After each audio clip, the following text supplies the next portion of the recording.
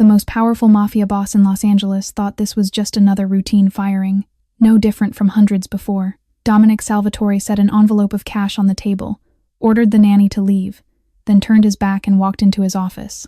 For a man who had ordered the disposal of hundreds of enemies without so much as a tremor in his hand, dismissing a young woman wasn't worth a second thought. But only a few seconds later, the frantic pounding of footsteps echoed across the marble floor.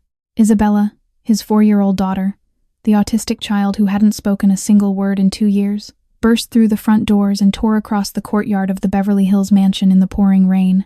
The little girl ran barefoot, stumbling and falling repeatedly on the slippery ground, her knees scraped and bleeding, the blood mixing with the rain. And then, the impossible happened. Her tiny lips trembled, her throat seemingly locked after 2 years of silence, each syllable breaking free in agony as if every word was cutting into her vocal cords. Don't, leave, Bella. Elena Vasquez walked away in silence, tears mixing with rain on her cheeks. She didn't dare turn around. She knew that if she saw those blue eyes, she wouldn't be able to keep walking. Every step she took felt like 1,000 needles driving straight through her chest. Isabella pitched forward into a puddle. She scrambled back up and ran again. She fell again. She got up again. Blood from her knees spread red across the white tiles. But the little girl didn't stop, still forcing each word from a throat that had forgotten how to speak. Bella. Will be. Good. Bella. Promises. To be good. Please. Elena. Don't leave Bella. Dominic Salvatore stood frozen on the front steps. The man the entire underworld called Il Diavolo, the devil. The man who hadn't shed a single tear even at his wife's funeral, suddenly felt something inside his chest crack and shatter. He watched his daughter collapse in the rain, that small body trembling, sobbing, trying to speak her first words in 2 years, and those words were the name of the nanny he had just fired. The same voice, the same desperate tone, exactly like the way she used to call for her mother before Gianna died. Dominic lunged forward and gathered Isabella into his arms in the pouring rain. The little girl pounded her tiny fists against his chest, screaming in a voice hoarse from 2 years of disuse. Bella hates. Daddy is mean. And in that exact moment, in the violent storm of Los Angeles, the most ruthless mafia boss in the city realized he had just made the biggest mistake of his life as a father. He had driven away the only person who had done the impossible, who had made his silent daughter speak, and worse than that, he didn't even know why he'd done it.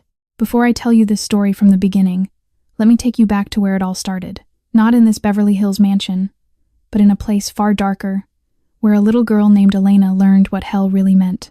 Elena Vasquez wasn't born in hell, but hell found her before she even learned to speak. She came into this world on a sweltering August night in El Paso, Texas, a dusty border town where dreams went to die and hope was just another word people had forgotten. Her mother, Carmen Vasquez, was a 20-year-old prostitute with track marks running up both arms and a habit that cost more than her body could earn. Carmen didn't remember who Elena's father was. Could have been any one of dozens of men who passed through her trailer in the rundown park at the edge of town. She didn't care enough to try to remember. To Carmen, Elena wasn't a daughter.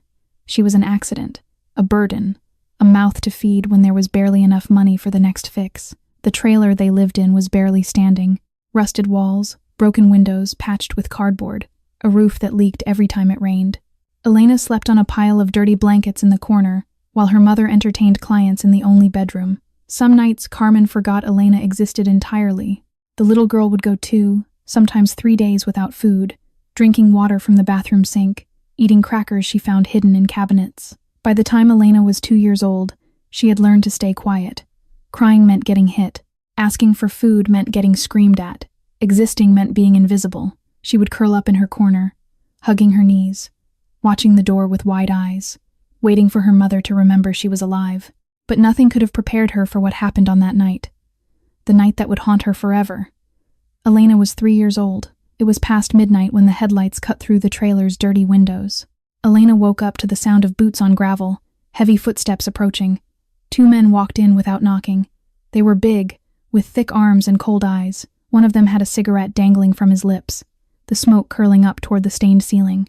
Carmen was already awake, already smiling. A smile Elena had never seen directed at her. The smile of someone about to get exactly what they wanted. One of the men pulled out a roll of cash, thick and green. He counted the bills slowly, deliberately, while the other man looked around the trailer, His eyes landed on Elena in her corner. "That her?" he asked. Carmen nodded, still smiling. "Yeah, take her." Elena didn't understand what was happening. She only knew that when the man with the cigarette walked toward her, every instinct in her tiny body screamed to run. But there was nowhere to go. He grabbed her arm, his fingers like iron bands around her wrist, and yanked her to her feet. Elena screamed. She cried. She reached out toward her mother with her free hand, tears streaming down her face. "Mama, Mama, please, don't let them take me. Mama!" Carmen didn't move. She was too busy counting the money, licking her thumb as she flipped through the bills. When she finally looked up, there was nothing in her eyes. No love, no guilt, no hesitation, just emptiness. "Take her," Carmen said again, waving her hand dismissively. "She's worthless anyway." Those 4 words would echo in Elena's mind for the next 24 years. The man threw her over his shoulder like a sack of garbage.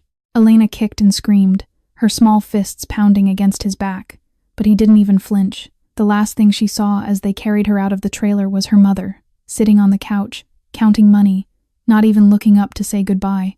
The smell of cigarette smoke burned into Elena's memory that night. The roughness of the man's jacket against her cheek, the cold metal of the truck bed where they threw her, the sound of the engine starting, drowning out her screams as they drove away from the only home she had ever known. 3 years old. 3 years old, and Elena had already learned the cruelest lesson this world had to offer, that blood means nothing, that the people who are supposed to love you can sell you for a handful of cash, that in this world, she was worth less than a stack of dirty bills. At 3 years old, Elena learned her first lesson about the world. Love doesn't exist. Only survival matters. The truck drove through the night, crossing the border from Texas into Arizona. Elena didn't know how long she was in that cold metal bed, curled up in the corner, shivering and crying until no more tears would come. When the vehicle finally stopped, the sun was rising over a flat, desolate landscape. Nothing but dust and dead shrubs for miles. They called it a safe house. But there was nothing safe about it. It was a large, windowless building hidden behind a junkyard on the outskirts of Tucson. From the outside, it looked abandoned. Inside, it was a prison. A place where girls went in and never came out. A place where childhood went to die. Elena was 3 years old when she arrived, the youngest one there. For the first 5 years, they put her to work. She was too small to be useful in other ways, so they made her a servant. Every morning before sunrise, Elena would wake up from the closet where she slept, curled between mops and cleaning supplies, and begin her duties. She scrubbed floors until her tiny hands bled. She washed dishes stacked higher than her head. She did laundry for the older girls, the ones who worked at night and slept during the day with empty eyes and bruised bodies. If she was too slow, they beat her. If she broke something, they starved her. If she cried, they locked her in the basement where rats ran across her feet in the darkness. Elena learned quickly. Don't cry. Don't complain. Don't exist unless someone needs you. She ate scraps left on plates, food the others didn't finish. Sometimes she went days with nothing but water. Her bones became visible under her skin. Her eyes grew too large for her face, but she survived, because that was all she knew how to do. The worst part wasn't the hunger or the beatings. The worst part was what she witnessed happening to the other girls. Things no child should ever see. Things that would haunt her nightmares for decades to come. She would cover her ears and squeeze her eyes shut, but the sound still got through. The screaming, the crying, the begging that was never answered. When Elena turned 8, they decided she was old enough. The first time a man was brought to her room, Elena fought back. She bit him so hard that blood poured from his hand, and he screamed loud enough to wake the entire building. She felt a savage satisfaction for exactly 3 seconds. Then came the punishment. They used a belt, a thick leather belt with a metal buckle. They beat her until she passed out, until her back was nothing but torn flesh and blood. The scars from that night would never fully heal. 20 years later, she would still carry the raised white lines across her skin, a permanent reminder of the price of resistance. After the beating, they threw her into a storage room. No windows, no light, no food, no water. For 7 days, Elena sat in complete darkness, alone with her pain and her thoughts. She counted the seconds to stay sane. She talked to herself just to hear a human voice. She prayed to a God she wasn't sure existed, begging for death or rescue, whichever came first. Neither came. On the 8th day, they dragged her out, and Elena had changed. Something inside her had switched off. The little girl who cried for her mother was gone.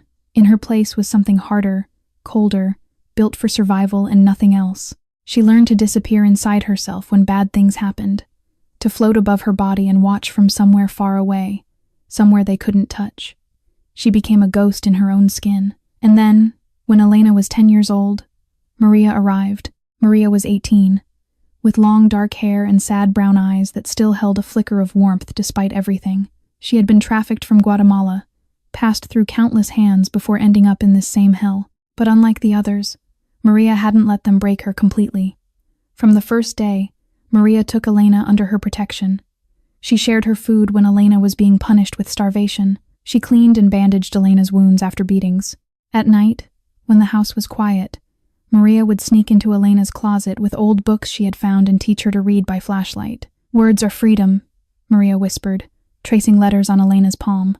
"They can never take what's in your mind." Maria taught Elena to write, to count, to dream of a world outside these walls. She told Elena stories of Guatemala, of mountains and rivers, and a grandmother who made tamales on Sunday mornings. She gave Elena something no one else ever had: hope.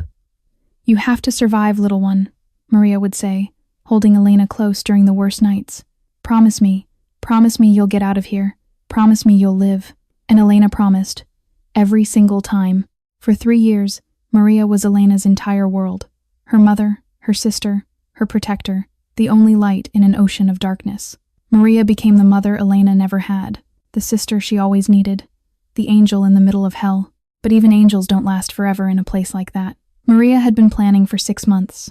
She never told Elena the details, not until the very end. It was safer that way. If Elena didn't know, she couldn't accidentally reveal anything. But Maria had been watching, waiting, memorizing every pattern in the house. She knew which guards drank on which nights. She knew which doors had faulty locks. She knew that there was a small window in the second-floor bathroom that led to a ledge, and from that ledge, you could reach the roof of the storage shed, and from there, it was a short drop to the yard. And beyond the yard, beyond the fence, there was a shallow river that led away from this nightmare. Elena was 13 years old when Maria finally whispered the plan. "Tomorrow night," Maria said, her voice barely audible. "There's supposed to be a storm. The guards will be inside. We go through the bathroom window. We run for the fence. We don't stop until we reach the river." Elena's heart pounded so hard she was sure the whole house could hear it. What if they catch us? Maria's eyes went dark. They won't catch both of us. The next night, the storm came. Rain hammered against the roof like 1,000 fists. Thunder shook the walls. Lightning turned the sky white. It was exactly what Maria had prayed for. The guards retreated inside, drinking and playing cards, assuming no one would be foolish enough to run in weather like this. They were wrong. At 2 a.m, Maria crept to Elena's closet and squeezed her hand. No words were needed. They had rehearsed this moment 100 times in whispered conversations. Elena followed Maria through the dark hallways, past the rooms where other girls slept, up the stairs to the second-floor bathroom. The window was small, barely big enough for them to squeeze through. Maria went first, reaching back to pull Elena onto the ledge. The rain was blinding, the wind so strong Elena could barely stand, but Maria's hand was firm around her wrist, guiding her across the slippery roof, down to the shed, and finally to the muddy ground. They ran. Elena had never run so fast in her life. Her bare feet slipped in the mud, rain soaked through her thin clothes. But she kept running, Maria right beside her, the fence getting closer and closer. They were almost there when the floodlights exploded to life. Someone had seen them. Someone had raised the alarm. Behind them, Elena heard shouting, dogs barking, the thunder of boots on wet ground. "Don't stop," Maria screamed. "Keep running." They reached the fence. Maria dropped to her knees and laced her fingers together, boosting Elena up and over. Elena landed hard on the other side, her ankle twisting, pain shooting up her leg, but she couldn't stop. She limped toward the river, heard Maria scrambling over the fence behind her. The river was just ahead, 20 feet, 10 feet, 5. That's when the dogs caught up. Elena heard Maria cry out, heard the snarling and snapping of jaws. She turned, saw Maria on the ground, fighting off a massive black dog while 2 men ran toward them. "Go," Maria screamed, blood streaming from her arm where the dog had bitten her. "Elena, run! Don't look back! Live for both of us!" Elena hesitated, every fiber of her being screamed to go back, to help, to die together if that's what it took. But Maria's eyes found hers through the rain, and in that moment, Elena saw something she had never seen before. Peace. Acceptance. A goodbye. Go, Maria whispered, and then she turned to face the men, buying Elena the seconds she needed. Elena jumped into the river. The current was stronger than she expected, swollen from the storm. It pulled her under, spun her around, filled her lungs with muddy water. She fought to the surface, gasping, swimming with everything she had. Behind her, she heard a gunshot, then another, then a scream. Maria's scream. Cut short, then silence. Elena swam. She swam until her arms gave out, until the current carried her miles downstream, until the sun rose over the Arizona desert and she washed up on a rocky shore like a piece of driftwood. A fisherman found her that morning, half dead and barely conscious. He called an ambulance. She spent 2 weeks in the hospital, recovering from hypothermia, dehydration, and wounds that would leave scars for the rest of her life. When the police came to interview her, Elena told them everything. The house, the trafficking, Maria, everything. They didn't believe her. No investigation was launched. No one went looking for the other girls still trapped in that hell. The case was filed away and forgotten. Just another unbelievable story from a troubled child. Maria's body was never found. Every night for the next 14 years, Elena would dream of Maria's voice, live for both of us. And she did. She survived. Because that was the only way to honor the woman who died so she could be free. After the hospital discharged her, Elena was placed in Street Catherine's Home for Children, a gray brick building on the outskirts of Phoenix, where the state sent kids no one else wanted. She arrived with nothing but the clothes on her back and a heart full of ghosts. From the very first night, the nightmares came. Elena would wake up screaming, drenched in sweat, fighting invisible enemies in the darkness. She saw Maria's face, heard the gunshots, felt the river pulling her under. The other children in her dormitory complained. The staff grew frustrated. Within a week, everyone had a name for her. The crazy girl.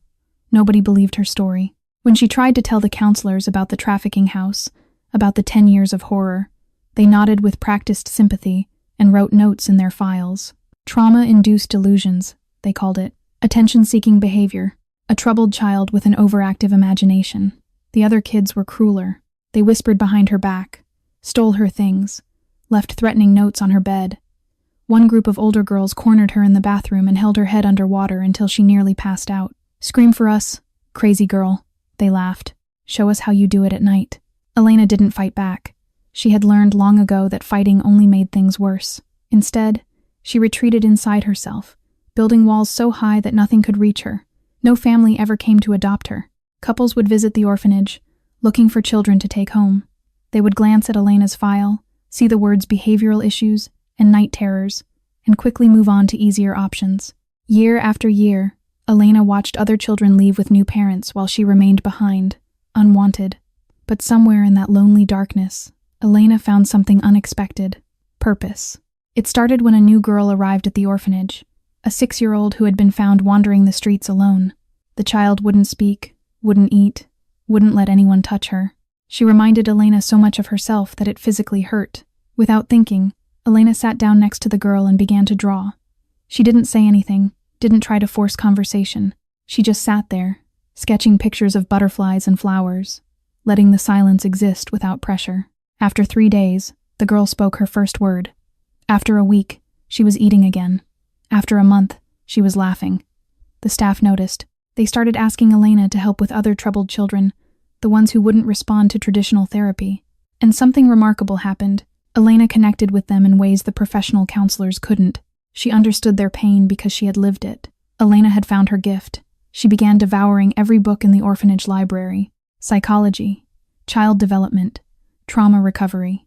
Every night, after the other children fell asleep, she would read by flashlight under her blanket, teaching herself what no school had ever taught her. And every night, before she closed her eyes, she would write in her journal the same words, over and over. "Maria, today I survived another day. I'm still here. I'm still fighting. I promise I won't waste the life you gave me." On her 18th birthday, Elena walked out of Street Catherine's with $50 in her pocket and a single bag of worn clothes.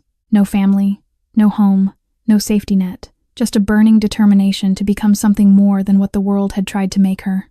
She worked every job she could find: dishwasher at a diner, janitor at an office building, waitress at a truck stop, cashier at a convenience store. Sometimes she worked 3 jobs at once, sleeping 3 or 4 hours a night, eating 1 meal a day, saving every penny she could. During the day, she worked. At night, she studied. Community college classes squeezed between shifts. A bus ride here, a walk there, textbooks read during lunch breaks. It took her 6 years instead of 4, but Elena refused to quit. At 24 years old, Elena Vasquez graduated with honors, a degree in child psychology and special education, a piece of paper that said she was worth something. She had a dream now, a real dream. She wanted to open a shelter for trafficked children, a safe place where kids like her could heal. She wanted to become the Maria for someone else. At 24, Elena had a degree, a dream, and hope. She wanted to open a shelter for trafficked children. She wanted to become the Maria for someone else. She thought the worst was behind her. She was wrong. His name was David Chen. Elena met him at a charity event for at-risk youth, one of those fancy galas where rich people wrote checks to feel better about themselves. David was different, or so she thought. A young lawyer working for a nonprofit organization that helped trafficking survivors. Handsome, kind, with a smile that made Elena forget, just for a moment, all the walls she had built around her heart. He listened to her story without flinching. He didn't look at her with pity or disbelief. He looked at her like she was the bravest person he had ever met. "I want to help you build that shelter," he said on their third date. "Let me handle the legal side. Together, we can save so many children." For the first time in her life, Elena let someone in. They dated for 2 years. David helped her set up a nonprofit organization. He introduced her to donors, guided her through paperwork, held her hand through every step. Elena gave him everything: her trust, her heart, her savings, $45,000.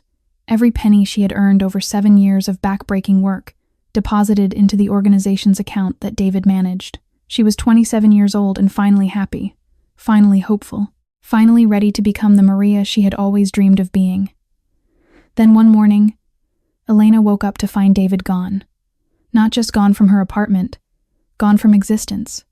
His phone was disconnected. His office was empty. The nonprofit's bank account had been drained. Every cent of her $45,000 had vanished. But that wasn't the worst part. The worst part came when the bills started arriving. Credit cards she had never applied for. Loans she had never signed. David had stolen her identity, opened accounts in her name, and maxed them all out before disappearing. The total debt was $80,000. Elena tried to fight it. She went to the police, but David Chen wasn't even his real name. She went to lawyers, but she had no money to pay them. She went to the bank, but the signatures on the documents were hers, forged so perfectly that no one believed her denials. Within 3 months, Elena lost everything: her apartment, her car, her credit, her dream, everything she had spent a decade building, gone in the blink of an eye. She found herself living in her old Honda Civic, parked in different lots every night to avoid the police, eating from gas station, garbage cans, showering at the YMCA when she could sneak in. One night, during a rainstorm, Elena found herself standing on a bridge. The water below was black and churning. It would be so easy, she thought. Just one step, one moment of courage, and all the pain would finally stop. No more fighting, no more surviving, no more disappointment. She climbed over the railing. The wind howled around her. The rain soaked through her clothes. And then she heard Maria's voice. "Live for both of us." Elena stood there for what felt like hours, gripping the cold metal, tears streaming down her face. The voice came again, clearer this time. Maria's voice, the last words she ever spoke. "Live for both of us." Elena climbed back over the railing. She walked back to her car, soaking wet and shaking, and sat in the driver's seat until the sun came up. She wasn't okay. She wasn't even close to okay. But she was alive, and as long as she was alive, she had to keep fighting. That night, huddled in her car with a dying phone battery, Elena scrolled through job listings: waitress, cashier, housekeeper. Nothing that paid enough to even touch her mountain of debt. Then she saw it. Nanny wanted, live-in position, $8,000 per month. Beverly Hills, $8,000.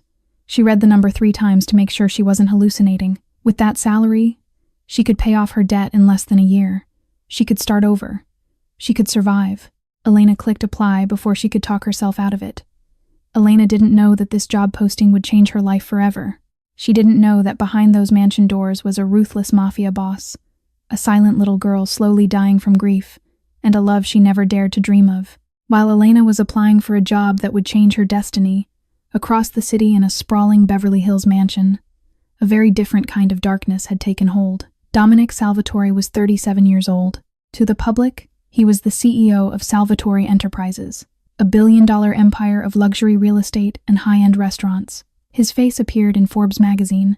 His name graced the donor lists of hospitals and universities. He was the American dream made flesh, an Italian immigrant's grandson who had built an empire from nothing. But the public only saw what Dominic wanted them to see. In the shadows of Los Angeles, a different story was told. In back rooms and dark alleys, in whispered conversations between dangerous men, Dominic Salvatore had another name, Il Diavolo, the devil. He had inherited the Salvatore crime family from his father at 25 years old and expanded it tenfold within a decade. Gambling, money laundering, protection rackets. Every illegal operation on the west side of Los Angeles flowed through his hands. He controlled politicians, judges, police chiefs.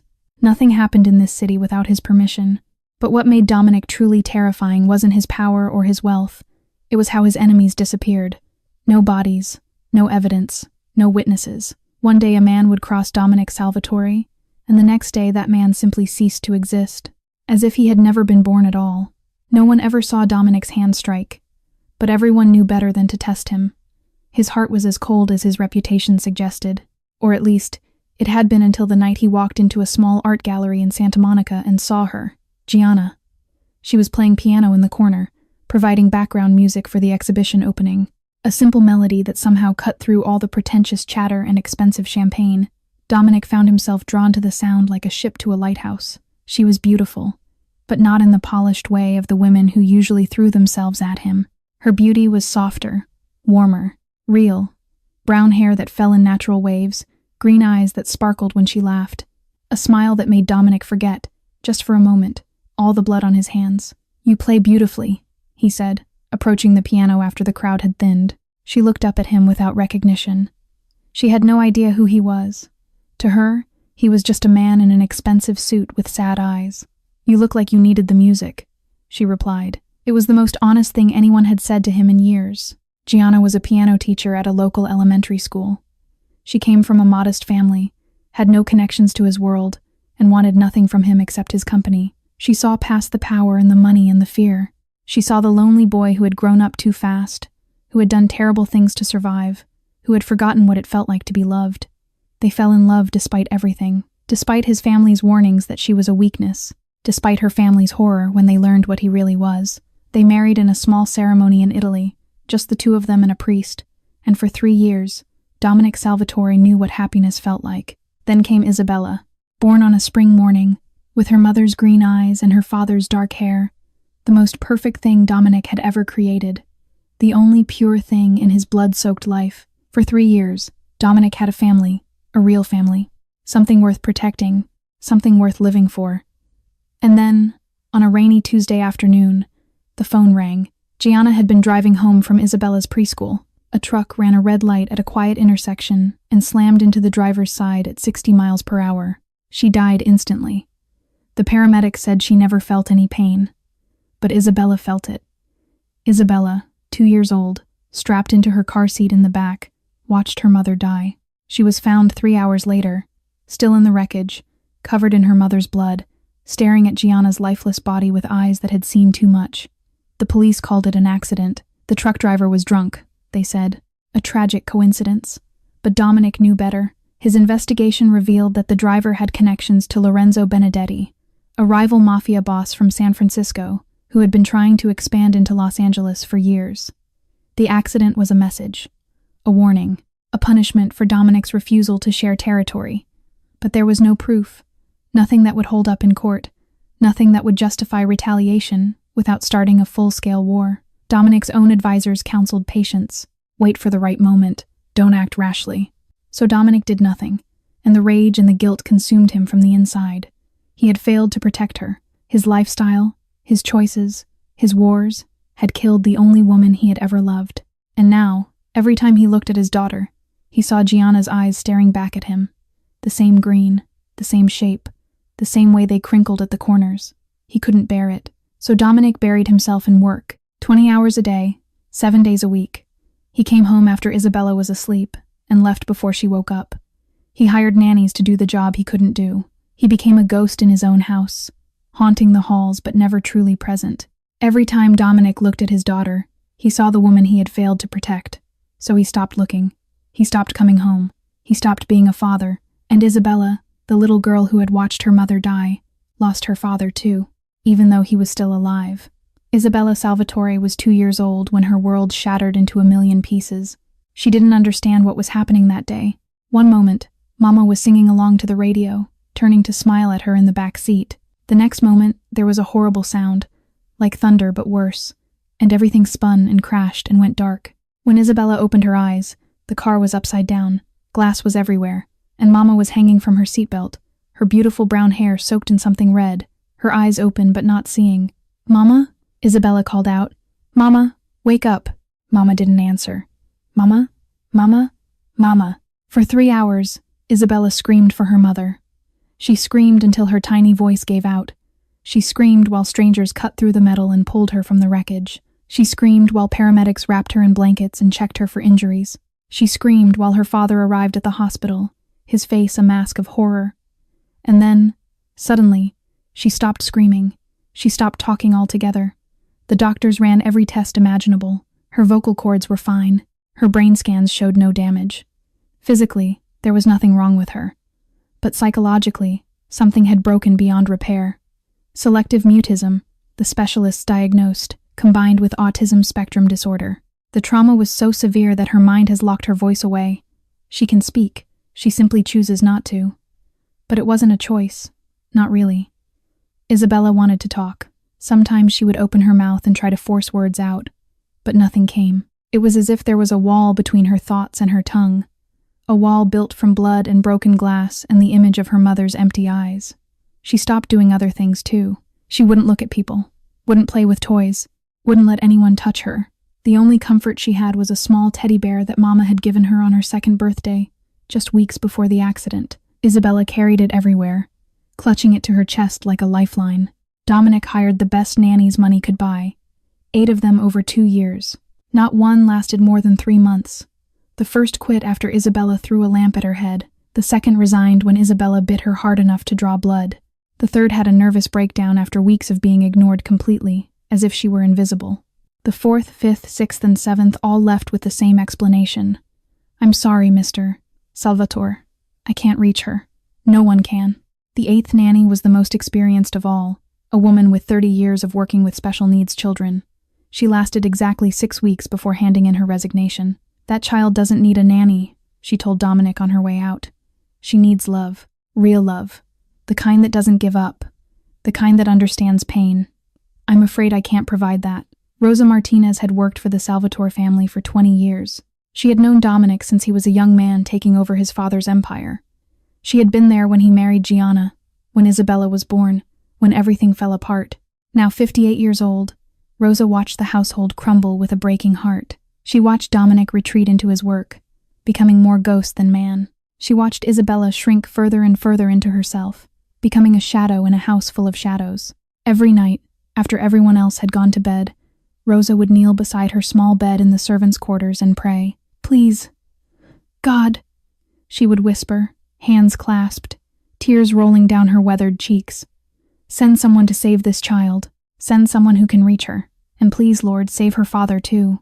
Save this family before it's too late." For 2 years, Rosa prayed.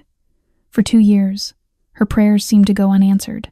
And then, on a rainy December morning, Rosa saw the job application of Elena Vasquez, a 27-year-old woman with no family, a degree in child psychology, and eyes that had cried too much but still held something Rosa couldn't name: hope.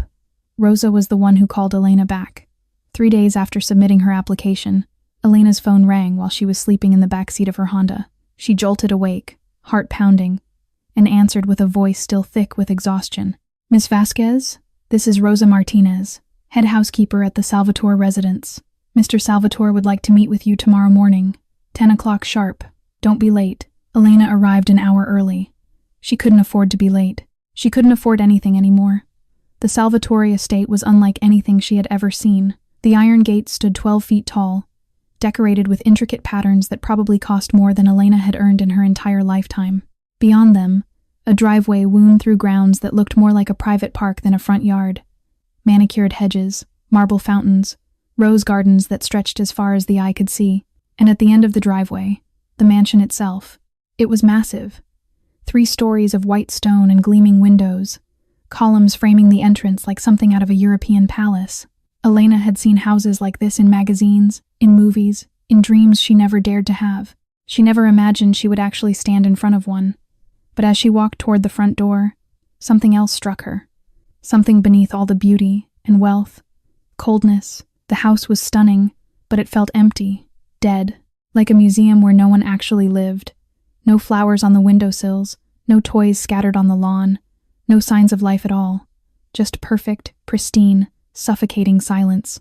A man met her at the door, tall, broad-shouldered, with a shaved head and eyes that scanned her like she was a potential threat. He wore a black suit that barely concealed the gun holstered at his hip. "Miss Vasquez," he said. It wasn't a question. "Follow me." His name was Marco, though he didn't bother introducing himself. He led her through the entrance hall, past rooms filled with artwork and furniture that probably cost more than most people's houses, up a grand staircase, and finally to a set of heavy oak doors. "Wait here," Marco said, and disappeared inside. Elena stood in the hallway, trying to calm her racing heart. She had faced worse than this. She had survived worse than this. But something about this house, this silence, this cold, made her skin prickle with unease. The doors opened. Marco gestured for her to enter. The study was enormous, lined with bookshelves from floor to ceiling. A fireplace dominated one wall, though no fire burned in it. And behind a massive mahogany desk sat the man Elena assumed was Dominic Salvatore. He didn't stand when she entered. He didn't smile. He didn't offer his hand. He simply looked at her with eyes the color of storm clouds, cold and calculating, as if he were assessing a piece of merchandise. In front of him lay a folder, her entire life reduced to a stack of papers. "Sit," he said. Elena sat. For a long moment, Dominic said nothing. He flipped through the pages of her file, his expression never changing. Then, finally, he spoke.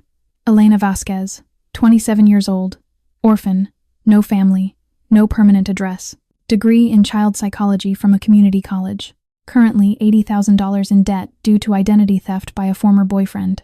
He looked up, his gray eyes piercing straight through her. "You think you're qualified to take care of my daughter?" Elena's hands trembled in her lap, but she didn't look away. She had spent her whole life being looked down upon. She was tired of cowering. "Mr. Salvatore," she said, her voice steady despite the storm inside her. "I survived things you can't imagine. I survived being sold by my own mother when I was 3 years old. I survived 10 years in a place I won't describe. I survived losing the only person who ever loved me. I survived being betrayed by a man I trusted with everything. You are not the scariest thing I've ever faced." Silence. Dominic stared at her. For the first time since she had entered the room, something flickered in those cold gray eyes. Not warmth, exactly, but something. Curiosity, perhaps. Or recognition. The recognition of one survivor looking at another. "You start Monday," he said. "Rosa will show you to your room. No more questions. No more explanations." Elena was dismissed. She walked out of the study in a daze, barely processing what had just happened. Rosa was waiting in the hallway, her eyes red and glistening with tears. "You got the job," Rosa whispered. It wasn't a question. Elena nodded. And then Rosa did something unexpected. She stepped forward and wrapped her arms around Elena, hugging her tightly, the way a mother hugs a child who has finally come home. "Thank you for coming," Rosa said, her voice breaking. "Please, save that little girl. She's been waiting for someone like you." Elena didn't know what she was walking into. She didn't know about the Mafia, the enemies, the danger. All she knew was that somewhere in this cold mansion, there was a little girl who needed her, and Elena had promised Maria she would live. Maybe this was why. Elena moved into the Salvatore mansion on a Monday morning. Rosa led her through the winding hallways to a small but comfortable room on the second floor, just a few doors down from Isabella's. The room was simple compared to the rest of the house, with a single bed, a wooden dresser, and a window overlooking the rose garden. But to Elena, who had been sleeping in her car for weeks, it felt like a palace. "Take an hour to settle in," Rosa said. "Then I'll introduce you to Isabella." Elena didn't need an hour. She had nothing to unpack except a single bag of worn clothes. She used the time instead to prepare herself mentally. She had read Isabella's file. She knew about the accident, the trauma, the 2 years of silence. She knew that 8 nannies had failed before her. But Elena also knew something those nannies didn't. She knew what it felt like to be trapped inside your own pain. She knew what it felt like to have your voice stolen by trauma. She knew what it felt like to be a child that no one could reach. Maybe that was exactly why she was here. At noon, Rosa took Elena to the 3rd floor, where Isabella's room occupied the entire east wing. The door was painted soft pink, with a golden nameplate that read Bella's room in elegant script. "I should warn you," Rosa whispered before opening the door. "She doesn't respond to anyone. Don't take it personally, just try your best." The door swung open, and Elena stepped inside.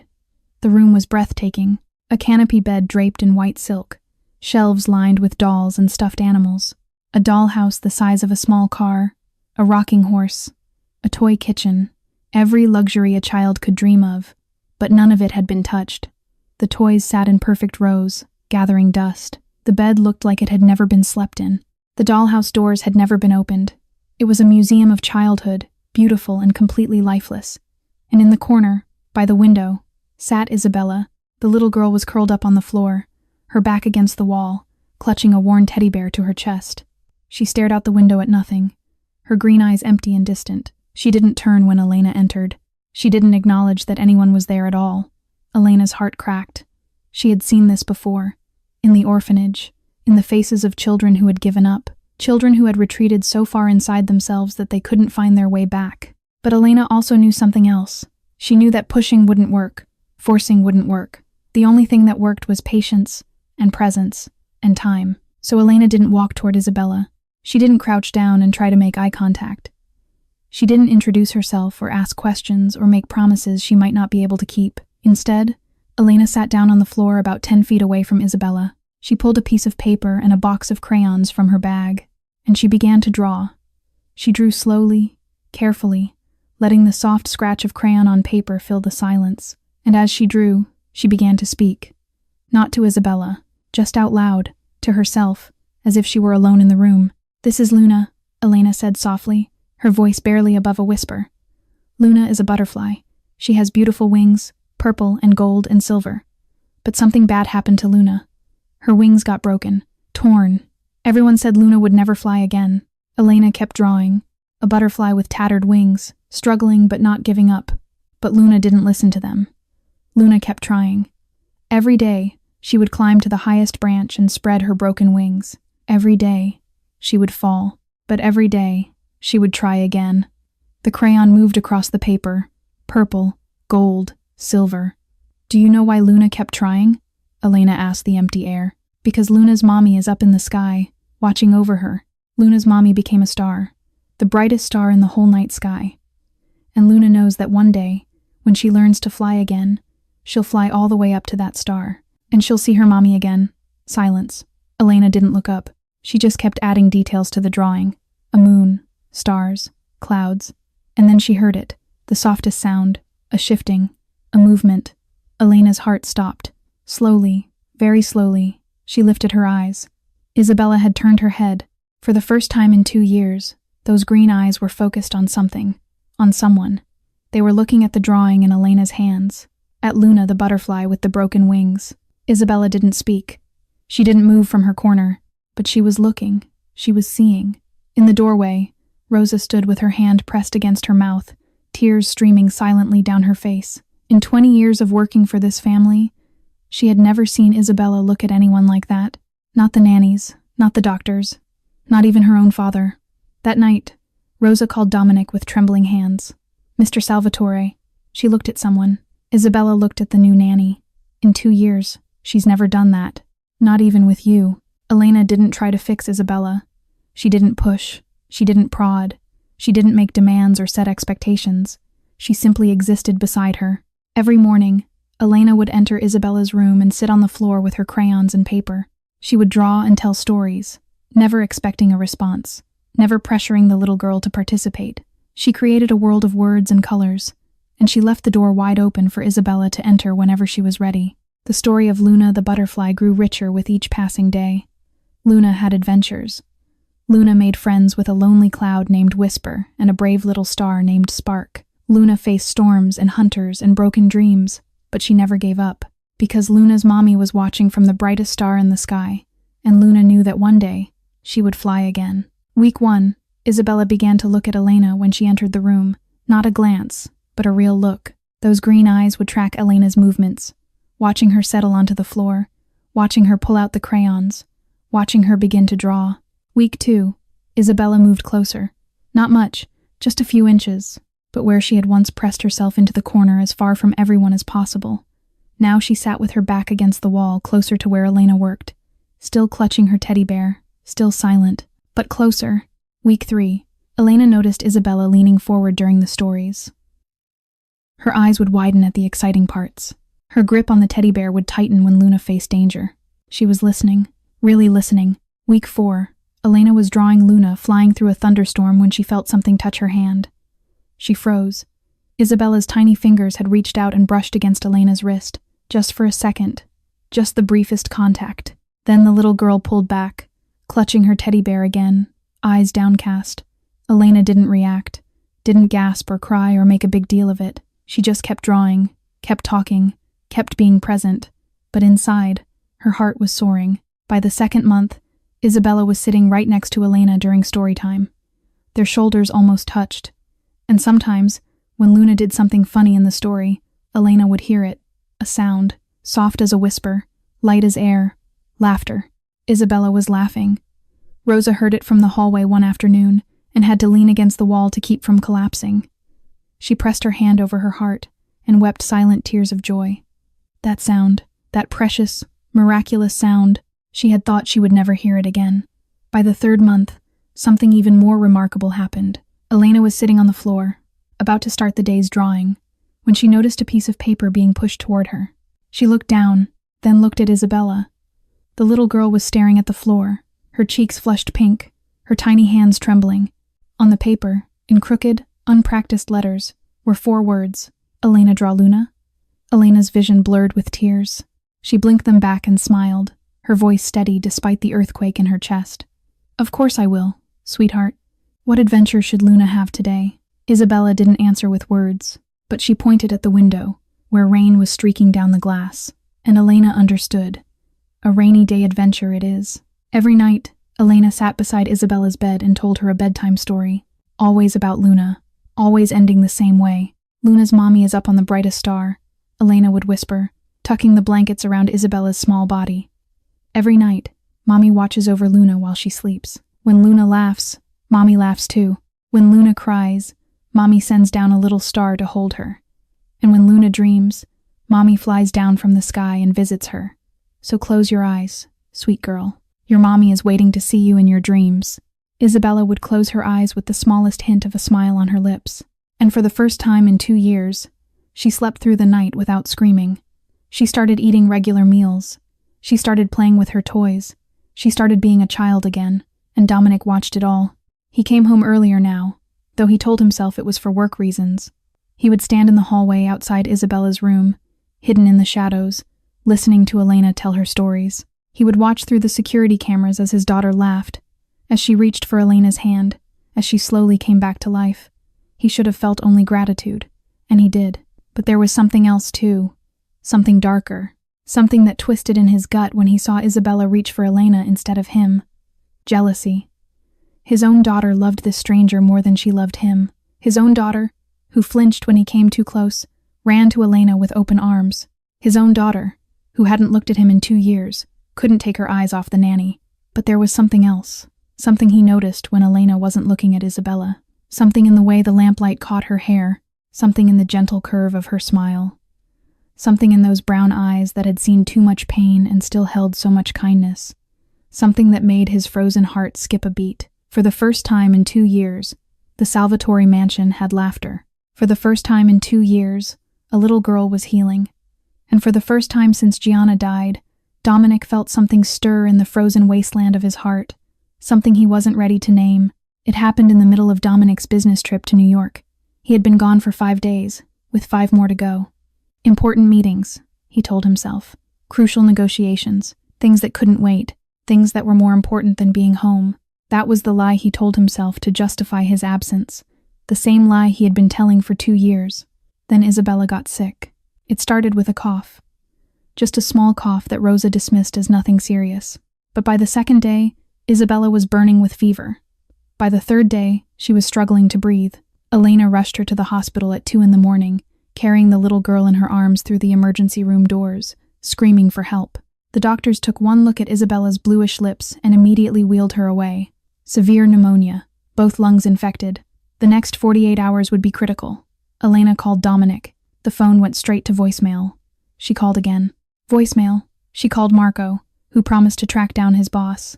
She called Rosa, who burst into tears and said she would pray. And then Elena sat down beside Isabella's hospital bed, took the little girl's hand in hers, and refused to let go. For 4 days and 4 nights, Elena didn't leave that room. She didn't sleep. Every time her eyes grew heavy, she would splash water on her face and force herself to stay awake. She didn't eat. The nurses brought her food, but it sat untouched on the tray until they took it away. She didn't change her clothes, didn't shower, didn't do anything except hold Isabella's hand and watch the monitors beep. When Isabella whimpered in her feverish sleep, Elena sang to her, soft lullabies she made up on the spot, melodies without words, just gentle sounds to let the little girl know she wasn't alone. When Isabella woke up crying in the middle of the night, confused and scared by the tubes and wires attached to her body, Elena told her stories about Luna the butterfly, how Luna once got very sick too, but she fought and fought because her mommy in the sky was sending down healing stars to make her better. When Isabella's fever spiked to dangerous levels, Elena held cold cloths to her forehead and whispered prayers she hadn't said since she was a child in that Arizona hell house. Please, she begged whatever God might be listening, please don't take her. Take me instead. Just please, please let her live. On the third night, at 3 a.m, something happened. Elena had finally succumbed to exhaustion, her head resting on the edge of Isabella's bed, her hand still gripping the little girl's fingers. She was deep in a dreamless sleep when she felt something, a touch, soft as a feather, on her cheek. Elena's eyes fluttered open. Isabella was awake. Her green eyes, still glazed with fever, were fixed on Elena's face, and her free hand, the one not connected to the IV, was reaching out, tiny fingers brushing against Elena's tear-stained cheek. The little girl's lips moved. Elena could see her trying to form words, trying to push sound out of a throat that had been silent for 2 years. No sound came, but Elena could read the shape of the word on Isabella's lips. Elena. Tears streamed down Elena's face. She lifted Isabella's hand to her lips and kissed it, unable to speak, unable to do anything, except cry with relief and love and exhaustion. Dominic arrived on the 4th day. He had gotten the message from Marco and immediately abandoned his meetings, chartering a private jet to fly back to Los Angeles. He ran through the hospital corridors, his heart pounding with a fear he hadn't felt since the day Gianna died. He burst into Isabella's room and stopped dead in his tracks. His daughter was asleep, her color better, her breathing easier. The monitors showed stable vital signs. She was going to be okay, but that wasn't what made Dominic freeze. It was Elena. She was slumped in a chair beside the bed, her head resting on the mattress next to Isabella's pillow. Her clothes were wrinkled and stained. Dark circles carved deep hollows under her eyes. Her hair was tangled, her face pale and gaunt, but her hand was still holding Isabella's. Even in exhausted sleep, she hadn't let go. Dominic stood in the doorway for a long moment, just staring at the scene before him. This woman, who had no obligation to his daughter beyond a paycheck, had nearly killed herself to keep Isabella safe. She had given everything she had, everything she was, for a child that wasn't even hers. Something shifted in Dominic's chest, something he had kept locked away for 2 years. Rosa told Dominic everything later. 4 days, 4 nights. Elena hadn't eaten, hadn't slept, hadn't left Isabella's side for a single minute. And Dominic realized something he had refused to see. This woman loved his daughter as if Bella were her own child. March 15th.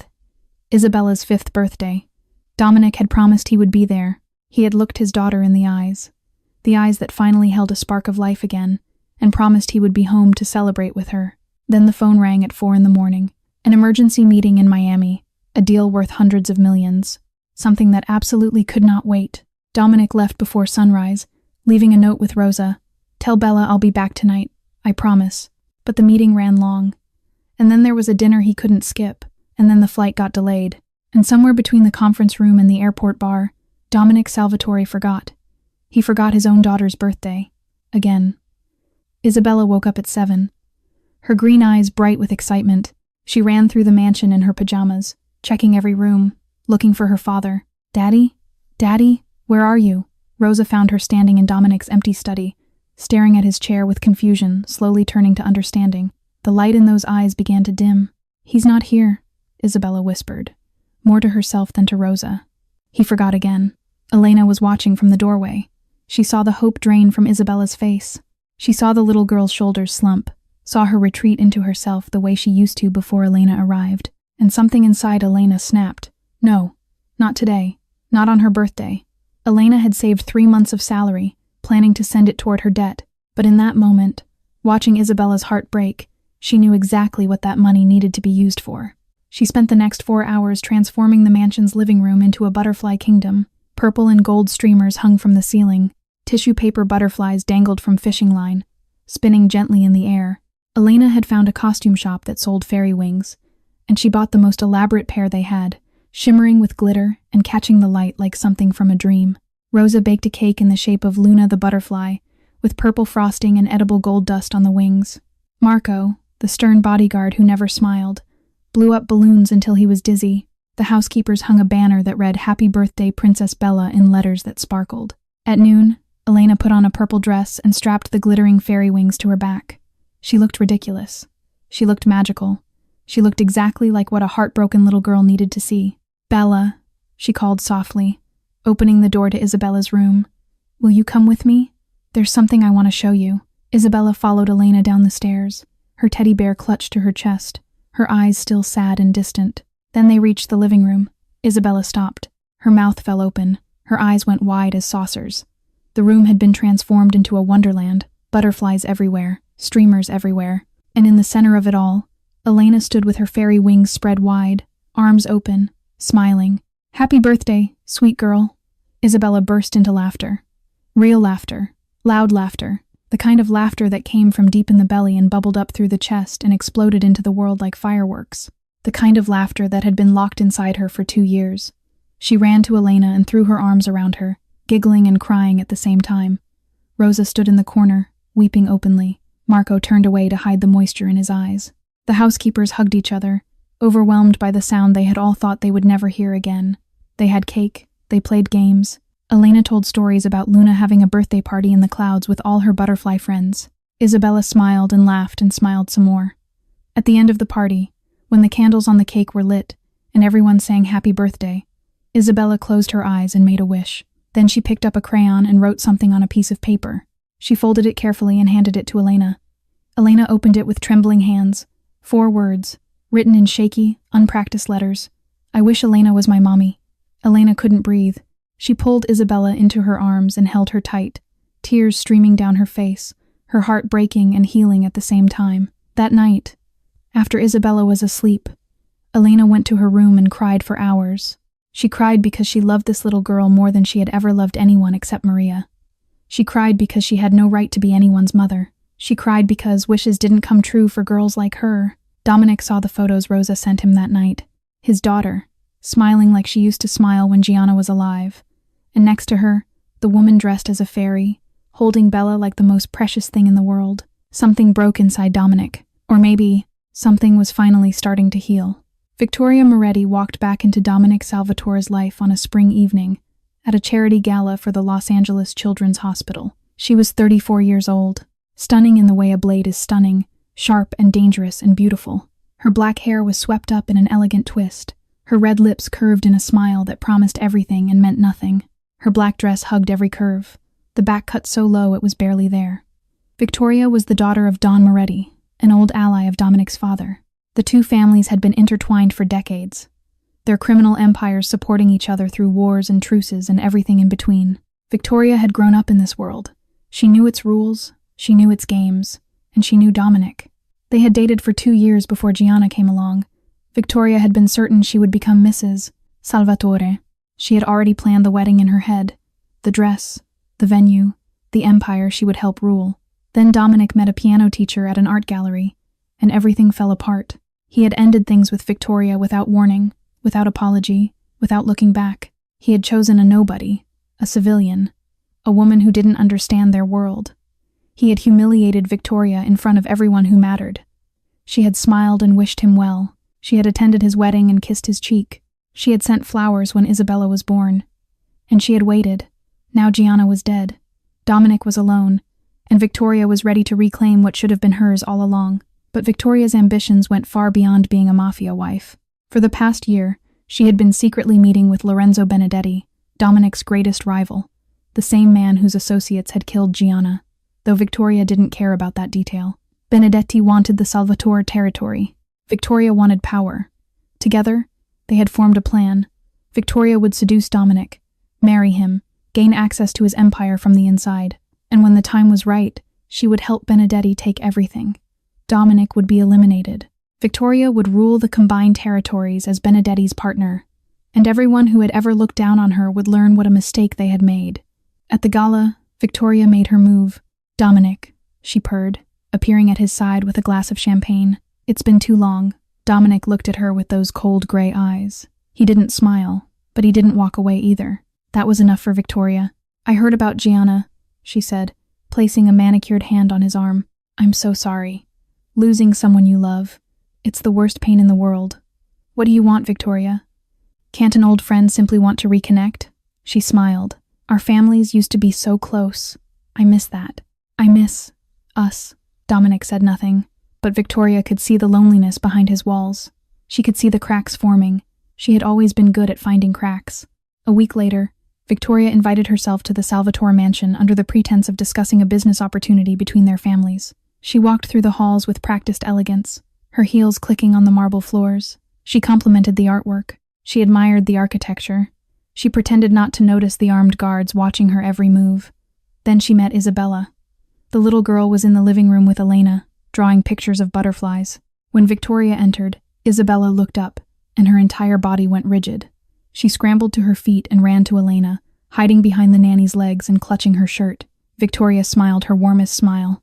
"Hello, Isabella. I'm Victoria. I'm a friend of your daddy's." Isabella didn't respond. She just stared at Victoria with those green eyes, wide and suspicious and afraid. "She's shy," Elena said politely, her hand resting protectively on Isabella's shoulder. Victoria looked at Elena for the first time, really looked at her. A young woman in simple clothes, brown hair, brown eyes, nothing special, a nobody, a servant. But Victoria was not fooled. She saw the way Isabella clung to this woman, the way the child's entire body relaxed when Elena touched her.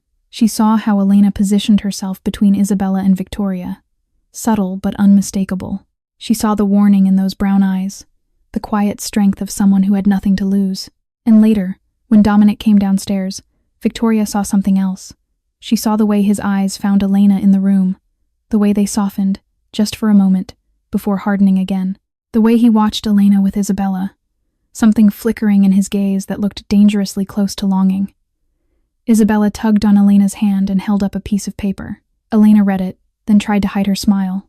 "What does it say?" Victoria asked sweetly. Elena hesitated. "It's private," but Victoria had already glimpsed the words. 4 simple words in a child's handwriting. "Bad lady. Bella no like." Victoria's smile never wavered, but behind her eyes, something cold and calculating shifted into place. This nanny, this nobody, she was the obstacle. She had somehow wormed her way into Isabella's heart and was dangerously close to worming her way into Dominic's. She had to go. Victoria smiled sweetly at Elena. But behind those perfect red lips was a plan already forming. The poor little nanny had no idea what was coming. By the time Victoria was done, Elena would be nothing but a distant memory. And Bella would learn to forget too. Victoria worked slowly, patiently, like a spider spinning a web. She began visiting the Salvatore mansion regularly, always with perfectly reasonable excuses. Business documents that needed Dominic's signature. Family matters that required discussion. Old photographs she had found of their fathers together. Each visit, she planted seeds. "Have you noticed the way that Nanny looks at you?" Victoria asked one evening, pouring Dominic a glass of whiskey in his study. "It's intense, almost obsessive." Dominic frowned. "She's good with Isabella. That's all that matters." "Of course," Victoria smiled. "I'm sure you're right. It's just, I saw her going through your family photo albums the other day, and Rosa mentioned she's been asking a lot of questions about the estate, the properties, the businesses." She paused, letting the words sink in. "A poor girl with $80,000 in debt, living in a billionaire's mansion. Don't you think that's a little convenient?" Dominic said nothing. but Victoria could see the doubt flickering in his eyes. The next week, she escalated. She hired a photographer to follow Elena on her day off. The photos showed Elena standing in front of a high-end jewelry store in Beverly Hills, looking at the display window. Just looking, but in Victoria's hands, those photos became evidence of something sinister. "She's shopping for diamonds, Dominic," Victoria said, laying the photos on his desk. "On a nanny's salary? Where do you think she's getting the money?" Then came the necklace. Victoria waited until Elena was bathing Isabella one evening, then slipped into the nanny's room. She took a diamond necklace from her own collection, worth more than Elena would make in 5 years, and hid it in the back of Elena's dresser drawer. The next day, she discovered it during a casual visit. "Dominic," she gasped, holding up the glittering diamonds. "I found this in your nanny's room. This is a Cartier original. It cost over $100,000. How could she possibly afford this?" Dominic stared at the necklace. His jaw tightened. "Unless," Victoria continued softly, "she didn't buy it at all." But Victoria saved her masterstroke for last. She knew Elena made phone calls every Sunday evening, knew that Elena always stepped outside onto the garden terrace, speaking in hushed tones. Victoria had done her research. She knew exactly who Elena was calling. "Come with me," Victoria said to Dominic one Sunday night. "There's something you need to see." She led him to the window overlooking the garden. Below, Elena was on the phone, her back turned, her voice too low to hear clearly.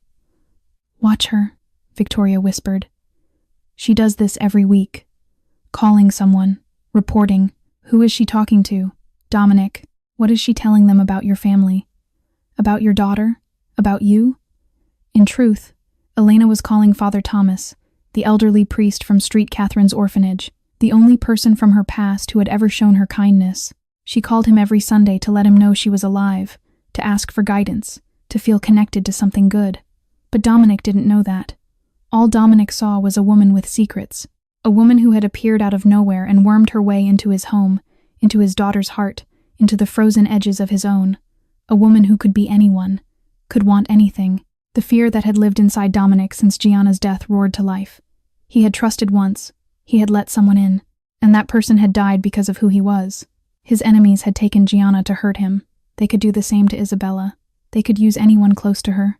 What if Elena wasn't who she seemed? What if she was working for Benedetti? What if this was all an elaborate trap? Dominic couldn't take that risk. Not with his daughter. Not again. He made his decision in the cold silence of his study, alone with his fears and Victoria's poison running through his veins. Elena had to go. Tonight, before she could do any more damage. He wouldn't ask questions. He wouldn't give her a chance to explain. He wouldn't let her manipulate him with tears or excuses. He would cut her out of their lives like a surgeon removing a tumor. It was the only way to protect Isabella. Dominic didn't see the truth.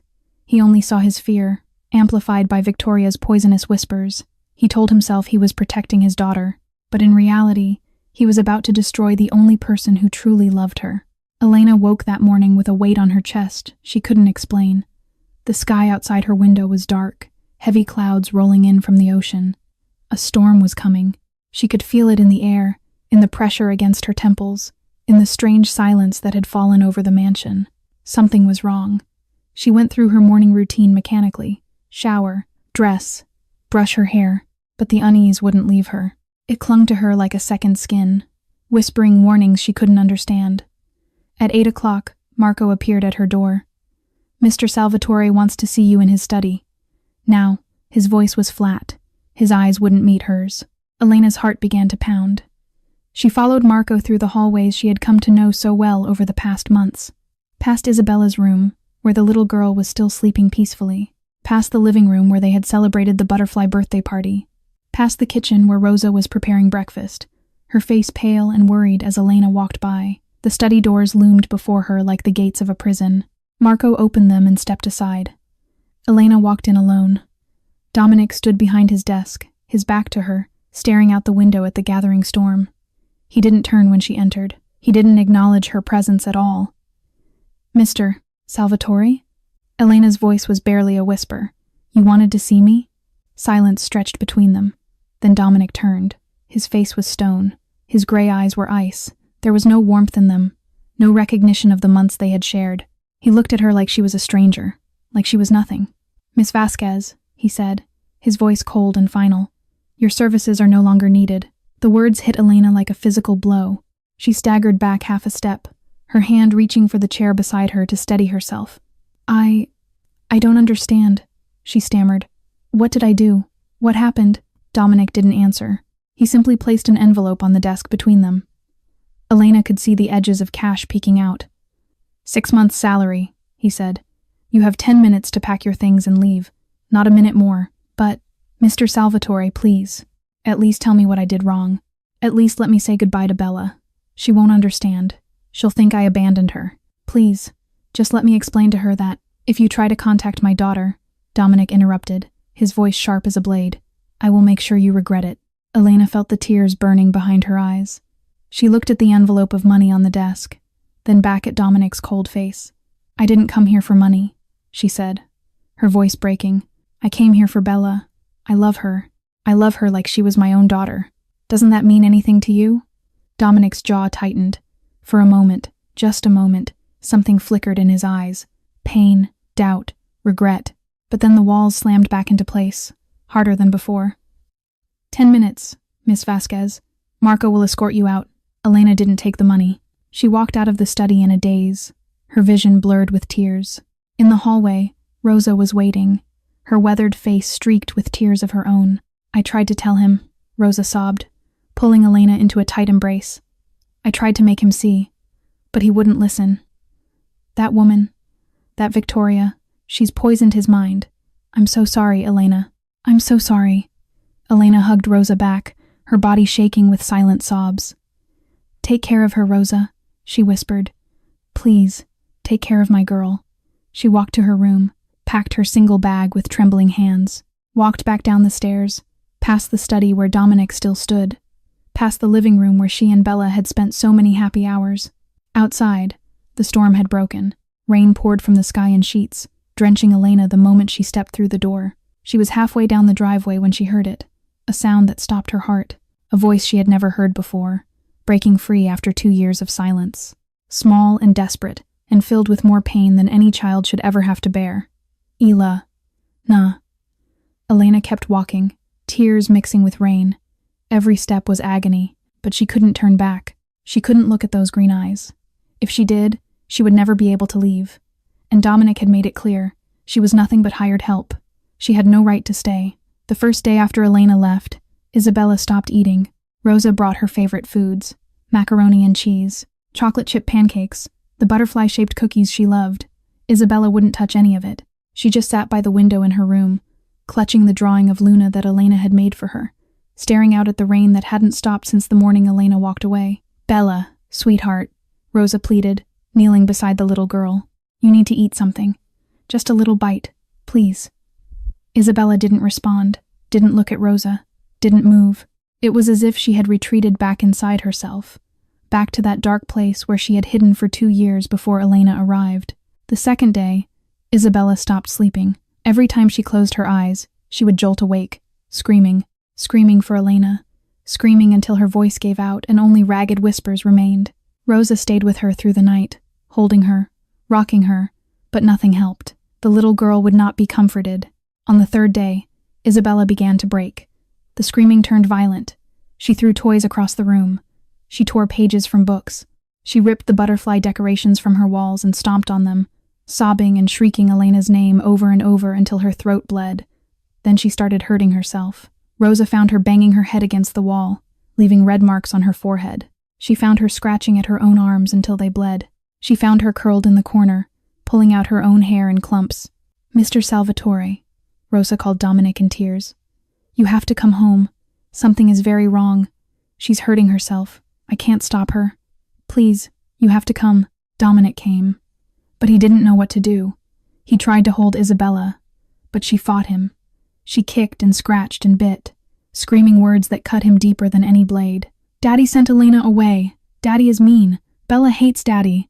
Bella wants Elena. Bella wants to die. Those last words froze Dominic's blood. On the 5th day, Isabella collapsed. She hadn't eaten in almost a week, hadn't slept more than an hour at a time. Her small body finally gave out. Rosa found her unconscious on her bedroom floor, pale and limp, barely breathing. The ambulance came. The hospital admitted her immediately. The doctors ran tests and consulted specialists and finally delivered their verdict. Mr. Salvatore. Your daughter is not dying from any physical illness, the pediatric psychiatrist said, his face grave. She is dying from grief. Dominic stood in the hospital corridor, unable to speak. She experienced severe trauma when she lost her mother, the doctor continued. Then she found someone who made her feel safe again, someone she bonded with deeply. And now that person is gone too. Her mind cannot process another abandonment. She has essentially given up on living. What can I do? Dominic's voice was hoarse. Tell me what to do. The doctor looked at him with sad eyes. Bring back the person she lost, or prepare yourself for the worst. Isabella was discharged after 2 days of IV fluids and monitoring. The doctors couldn't do anything more. The damage wasn't physical. It was in her soul. On the 7th night, Dominic came home at 3 a.m. after a business dinner he couldn't remember attending. He went to check on Isabella, as he did every night now, torturing himself with the sight of what he had done to his daughter. Her bed was empty. Panic seized him. He searched her room, the bathroom, the hallway. He called for Rosa, for Marco, for anyone. The entire household erupted in chaos, searching every corner of the mansion for the missing child. Dominic found her in a closet, not her own closet, Elena's old closet, in the room that had been the nanny's. Isabella was curled up on the floor in the darkness, clutching an old sweater Elena had left behind. She had wrapped it around herself like a blanket, burying her face in the fabric, breathing in whatever scent remained. She was asleep, but even in sleep, her lips moved, whispering the same words over and over. Elena, don't leave Bella. Bella will be good. Bella promises to be good. Please. Elena, don't leave Bella. Dominic sank to his knees. The great Mafia boss, the man who controlled an empire, the man who had ordered deaths without flinching. He crumpled like a broken doll beside that closet, watching his daughter cling to a dead woman's sweater, and he cried. For the first time since Gianna's funeral, Dominic Salvatore cried. He cried for his daughter, dying in front of his eyes. He cried for Elena, whom he had wronged, and he cried for himself, the fool who had destroyed everything that mattered.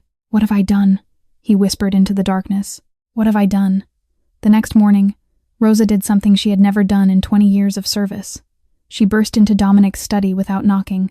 Dominic looked up from his desk, his eyes red and hollow from a sleepless night. He opened his mouth to reprimand her, but Rosa didn't give him the chance. No, she said, her voice trembling with rage. You are going to sit there and listen to me. For once in your life, you are going to hear the truth, even if you don't want to. Dominic stared at her. In 2 decades, Rosa had never spoken to him like this, never raised her voice, never challenged him. But the woman standing before him now was not the quiet, obedient housekeeper he knew. This was a mother defending her child, and God help anyone who stood in her way. You want to know about Elena? Rosa continued, her words coming fast and furious. Let me tell you about Elena. When Bella had pneumonia, Elena stayed awake for 4 days and 4 nights. She didn't eat. She didn't sleep. She held that little girl's hand every single second, singing to her, telling her stories, praying for her recovery. The nurses had to beg her to take a drink of water. Dominic's face went pale. When you forgot Bella's birthday and flew to Miami, Elena spent 3 months of her salary to throw a party. 3 months, Mr. Salvatore. All of her money. She decorated this house herself. She dressed up as a fairy to make your daughter smile. And that night, Bella wrote her a note that said she wished Elena was her mommy. Rosa's voice cracked, but she pushed on. Every night, Elena sat beside Bella's bed and told her stories about Luna the butterfly. She taught Bella that her mother was watching from the stars. She gave that child hope. She gave her love. She gave her everything she had. Tears were streaming down Rosa's weathered face now. And do you know what Elena did when you fired her? She didn't take your money. She left the envelope on your desk. Because she didn't come here for money. She came here for Bella. She loved that child more than her own life. The study door opened again. Marco stepped in, his face grim. Sir, there's something you need to see. He placed a folder on Dominic's desk. Inside were photographs, documents, and a small recording device. I've been investigating Victoria Moretti, Marco said, on your orders from months ago, but I held back the full report because I wasn't sure you were ready to hear it. Dominic looked at the folder, then at Marco. Tell me. Victoria has been meeting secretly with Lorenzo Benedetti 5 times in the past 2 months. I have photographs of every meeting. Marco pressed play on the recording device. Victoria's voice filled the room, cold and calculating. Once I'm married to Dominic, we'll have access to everything. The accounts, the territory, The connections. Give me a year, and the Salvatore empire will be yours. Dominic's hands curled into fists. There's more, Marco continued. The necklace that was found in Elena's room. Security footage shows Victoria entering Elena's quarters the day before. She planted it herself. He pulled out another document. The man Elena was calling every Sunday. I traced the number. It belongs to Father Thomas at St. Catherine's Home for Children in Phoenix. He's a priest who helped Elena when she was in the orphanage. He's the only person from her past she still talks to. Marco paused, his jaw tight. I also investigated Elena's background. What I found. He shook his head. Sir, this woman was sold by her own mother at 3 years old. She spent 10 years as a trafficking victim before escaping. The woman who helped her escape was killed. Elena survived things that would break most people. And then she was scammed out of everything she had by a man she trusted. Marco looked directly at Dominic. This woman has been through hell, sir, and you threw her back into it. Silence filled the study. Rosa stepped forward one final time. Mrs. Gianna would be ashamed of you, she said quietly. You let fear control you. You let that venomous woman poison your mind. And now your daughter is dying. She paused at the door, looking back at the broken man behind the desk. Are you going to let her die too? The door closed. Dominic was alone. He sat in the darkness for hours, Rosa's words echoing in his skull. Every truth she had spoken cut into him like a knife. He had been manipulated. He had been a fool. And worse than that, he had hurt an innocent woman who had done nothing but love his daughter. There was only one thing left to do. Find Elena, and beg for forgiveness. Dominic left at 5 a.m. He didn't bring Marco. He didn't bring any bodyguards. He didn't take the armored SUV or the private helicopter. He got into his car alone and drove. The journey from Los Angeles to Phoenix took 6 hours. 6 hours of empty highway stretching before him. 6 hours of silence with nothing but his thoughts and his guilt and the image of his daughter curled up in a closet, clutching a dead woman's sweater. He had one lead. Father Thomas at St. Catherine's Home for Children. The priest Elena called every Sunday. The only person who might know where she had gone. The orphanage was a modest brick building on the outskirts of Phoenix.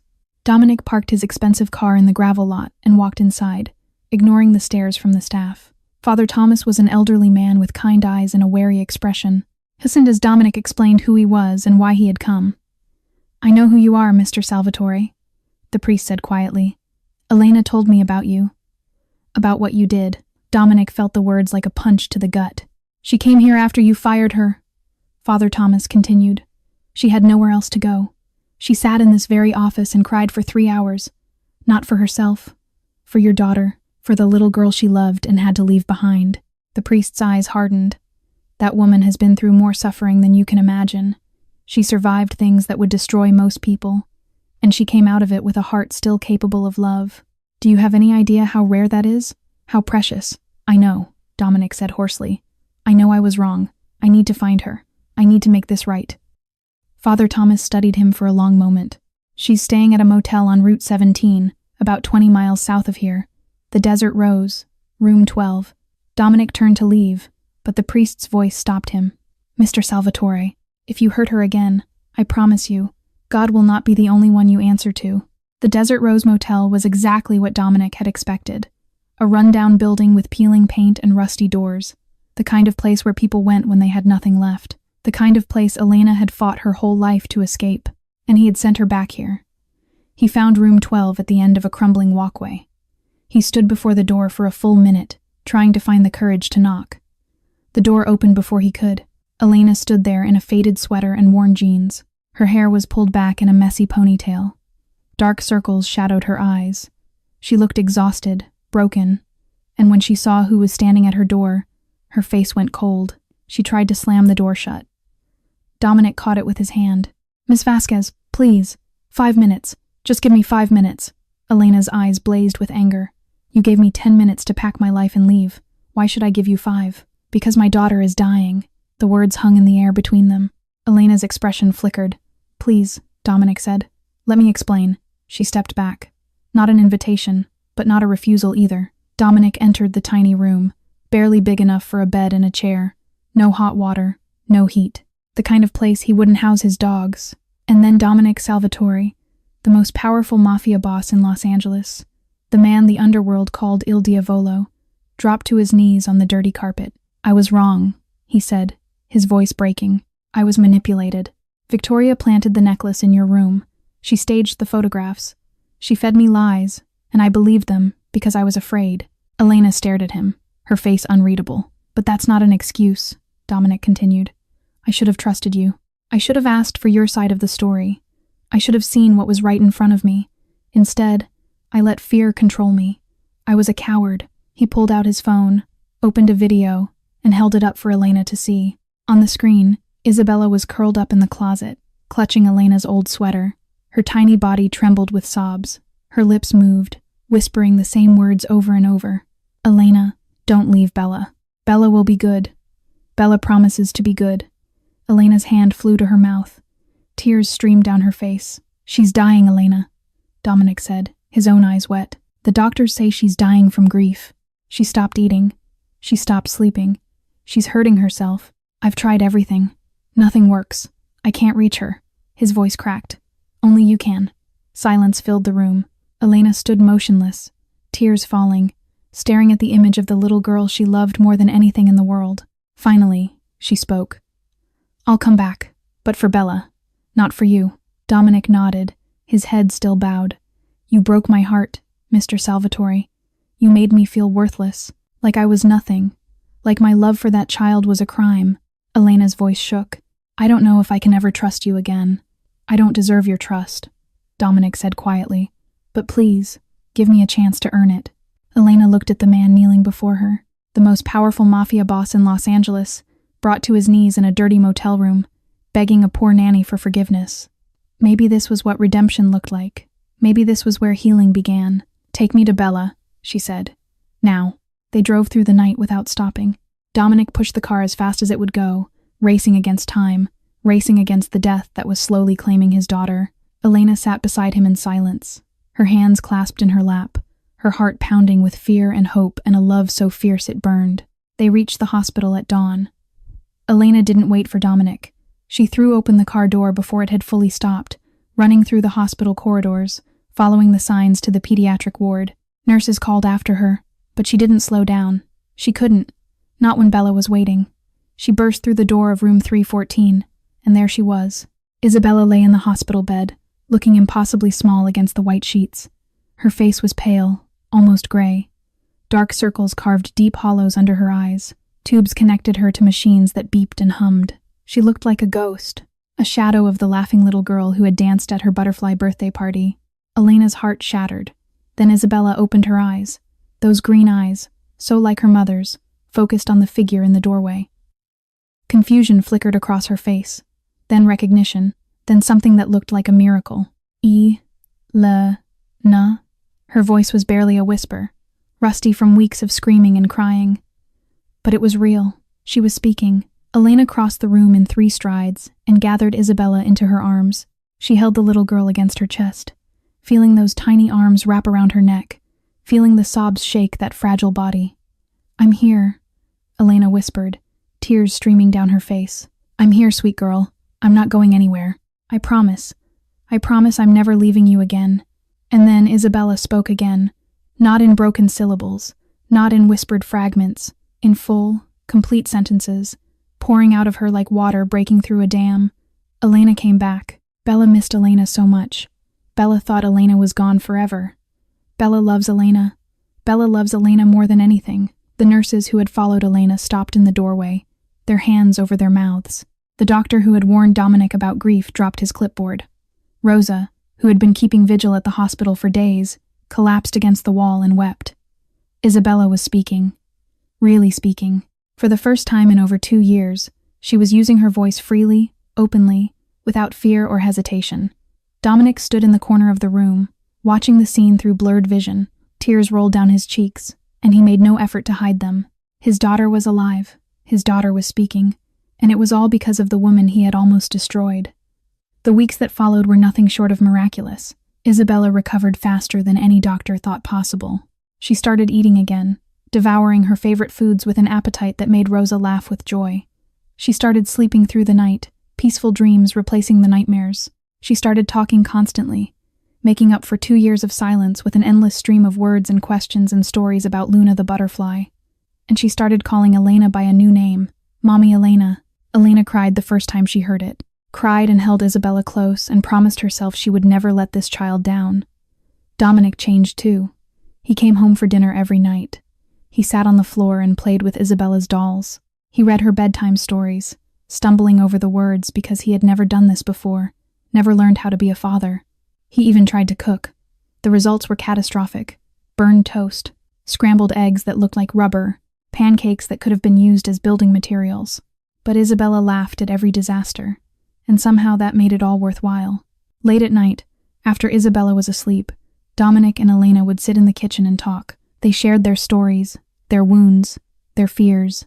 Dominic told Elena about Gianna, about the guilt he carried, about the darkness that had consumed him. Elena told Dominic about Maria, about the trafficking house, about the promise she had made to live for both of them. Two broken people, finding each other in the darkness. Two wounded souls, learning to heal together. 1 year later, on Isabella's 6th birthday, everything changed forever. Elena woke to the smell of something burning. She threw on a robe and rushed downstairs to find the kitchen in chaos. Flour covered every surface. Eggshells littered the counter. Smoke poured from the toaster. And in the middle of it all stood Dominic and Isabella, both covered in batter, both grinning from ear to ear. "Surprise!" Isabella shouted, running to Elena with her arms spread wide. "Daddy and Bella made breakfast for Mommy, Elena." Elena looked at the disaster around her, the burned toast, the lumpy pancakes, the orange juice that had somehow ended up on the ceiling, and she laughed. She laughed until tears rolled down her cheeks, until her stomach hurt, until Isabella was giggling along with her. "It's perfect," Elena said, pulling Isabella into a hug. "It's absolutely perfect." After breakfast, when the kitchen had been cleaned and Isabella was playing with her new birthday toys, the little girl suddenly grew serious. She walked over to Elena and took her hand. "Elena," she said, her green eyes wide and earnest, "can you be Bella's mommy forever? Not just mommy, Elena, real mommy. Forever and ever?" Before Elena could answer, Dominic stepped forward. And then, for the second time in her presence, the most powerful Mafia boss in Los Angeles dropped to his knees. But this time, he was holding a ring. "Elena," he said, his voice thick with emotion, "you saved my daughter when I couldn't. You brought light into a house that had been dark for so long. You taught me that love isn't weakness.